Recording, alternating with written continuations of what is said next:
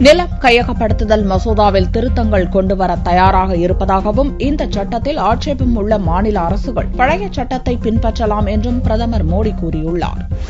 விவசாயிகளுடன் நேரடியாக உரையாடும் மன் கி பாத் என்ற வானொலி நிகழ்ச்சியில் பிரதமர் மோடி ஞாயிறன்று பங்கேற்றார். இந்நிகழ்ச்சிக்காக விவசாயிகளிடமிருந்து குவிந்த ஏராளமான கடிதங்கள் குறித்து வியப்பும் மகிழ்ச்சியும் தெரிவித்த மோடி, இதன் மூலம் விவசாயிகள் மற்றும் கிராம மக்களின் பிரச்சினைகளை அறிந்து கொள்ள வாய்ப்பு ஏற்பட்டுள்ளதாக கூறினார். நிலம் கையகப்படுத்துதல் மசோதா குறித்து எதிர்க்கட்சிகள் தவறான கருத்தை பரப்பி வருவதாகவும், விவசாயிகள் மற்றும் கிராம மக்களின் நலனை முன்னிறுத்தியே இச்சட்டம் கொண்டுவரப்பட்டுள்ளதாகவும் பிரதமர் மோடி தெரிவித்தார். நில மசோதாவை பொறுத்தவரை அதில் திருத்தங்கள் கொண்டுவர தயாராக இருப்பதாக பார்லிமென்டில் தான் தெரிவித்ததை சுட்டிக்காட்டினார். இதற்கு முந்தைய காங்கிரஸ் கூட்டணி அரசில் கொண்டுவரப்பட்ட மசோதாவை மாநில அரசுகள் நிராகரித்ததை சுட்டிக்காட்டிய மோடி, அதன் அடிப்படையில் தான் திருத்தங்கள் கொண்டுவரப்பட்டதாக கூறினார். ஒரு திட்டத்துக்காக நிலம் கையகப்படுத்தப்படும் போது தேவைப்படும் நிலம் மட்டுமே கையகப்படுத்தப்படும் என்றும், விவசாய நிலங்கள் என்பது கடைசி தேவையாகவே இருக்கும் என்றும் மோடி உறுதியளித்தார். இதுகுறித்த தவறான யூகங்கள் தேவையில்லை என்று கூறிய மோடி, அரசியல் ஆதாயம் தேடுவோரிடமிருந்து விலகி இருக்குமாறு கேட்டுக் கொண்டார். தங்களது அரசு விவசாயிகளுக்கான அரசு என்றும், ஜெய் ஜவான் ஜெய் கிஷான் என்பதே தங்களின் மந்திரம் என்றும் மோடி தெரிவித்தார். புதிய சட்டத்தில் ஆட்சேபம் இருந்தால் அந்தந்த மாநில அரசுகள் பழைய சட்டத்தையே பின்பற்றலாம் என்றும் மோடி அறிவுறுத்தினார். நமது தாய் மண்ணின் நலன் முக்கியம் என்பதால் மண்வள அட்டை திட்டத்தை கொண்டு வந்ததை சுட்டிக்காட்டிய மோடி,